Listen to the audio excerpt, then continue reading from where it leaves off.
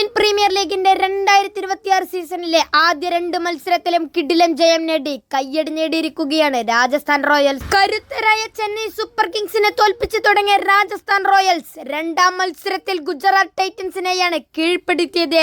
അവസാന ഓവറിലേക്ക് നീണ്ട ത്രില്ലറിനൊടുവിലാണ് രാജസ്ഥാൻ ഗുജറാത്തിനെ തോൽപ്പിച്ചത്. അവസാന ഓവറിൽ ഗുജറാത്തിന് ജയിക്കാൻ 11 റൺസായിരുന്നു വേണ്ടിയിരുന്നത്.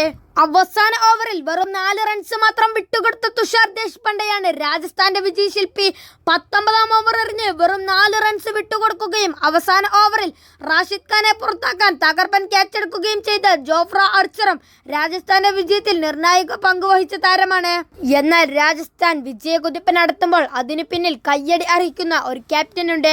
അത് റിയാൻ പരാഗാണ്. സഞ്ജു സാംസണിന്റെ രാജസ്ഥാൻ എന്ന് പറഞ്ഞിരുന്നവരെ കൊണ്ട് ആദ്യ 2 മത്സരത്തിലൂടെ തന്നെ പറയാൻ പരാഗിന് സാധിച്ചിരിക്കുകയാണ്. കിഡിലൻ ക്യാപ്റ്റൻസി കൊണ്ട് പരാഗ് എല്ലാവരുടെയും അഭിനന്ദനം നേടിയിരിക്കുകയാണ്. സഞ്ജു സാംസൺ രാജസ്ഥാന്റെ നായകസ്ഥാനം ഉപേക്ഷിച്ചപ്പോൾ വലിയ വിടവായിരുന്നു രാജസ്ഥാനിൽ ഉണ്ടായിരുന്നത്. ആ വിടവ് നികത്തുക എന്നത് പരാഗിനെ സംബന്ധിച്ച് വലിയ വെല്ലുവിളി തന്നെയായിരുന്നു. എന്നാൽ തനിക്ക് അത് സാധിക്കുമെന്ന് ആദ്യ 2 മത്സരത്തിലൂടെ തന്നെ പരാഗ് തെളിയിച്ചിരിക്കുകയാണ്. അവസാന സീസണിൽ ക്യാപ്റ്റൻ സ്ഥാനം ലഭിച്ചപ്പോൾ നിരാശപ്പെടുത്തിയ പരാഗല്ല ഇത്തവണയുള്ളതെന്ന് നിസ്സംശയം പറയാം. ഓരോ കാര്യത്തിലും കൃത്യമായ പ്ലാനുകളോടെ ഇറങ്ങി കയ്യടി നേടാൻ പരാഗിന് സാധിക്കുന്നുണ്ട്. ഗുജറാത്തിനെതിരെ പരാഗ് വരുത്തിയ ബൗളിംഗ് വ്യത്യാസങ്ങളും ഫീൽഡിംഗ് വിന്യാസങ്ങളുമെല്ലാം കൃത്യമായിരുന്നു. ഗുജറാത്തിന്റെ ഓപ്പണിംഗ് കൂട്ടുകെട്ട് പൊളിക്കാൻ സ്വയം പന്തെടുത്ത പരാഗ് അതിൽ വിജയിക്കുകയും ചെയ്തു. 7 ബൗളർമാരെയാണ് ഗുജറാത്തിനെതിരെ പരാഗ് ഉപയോഗിച്ചത്.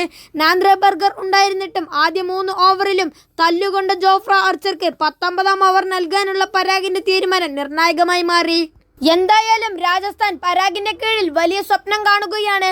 പ്രഥമ സീസണിലെ ചാമ്പ്യന്മാരായ രാജസ്ഥാൻ റോയൽസിനെ വീണ്ടും ഒരു കിരീടത്തിലേക്ക് എത്തിക്കാൻ പരാഗിന് സാധിക്കുമോ എന്നതാണ് കാത്തിരുന്ന് കാണേണ്ടത്.